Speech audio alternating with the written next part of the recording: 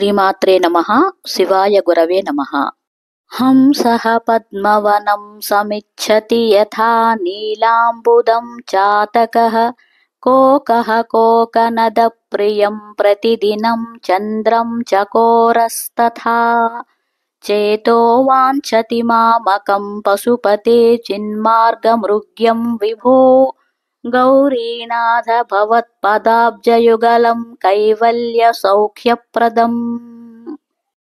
రోధస్థో యహృతః శ్రమేణ పథికశ్చాయాం తరోర్వృష్టితో భీతః స్వస్థగృహం గృహస్థమతిథిర్దీనః ప్రభుం ధార్మికం దీపం సంతమసాకులశ్చ శిఖినం సీతావృతస్త్వం తథా చేతః సర్వభయాపహం వ్రజసుఖం శంభో పదాంబోరుహం.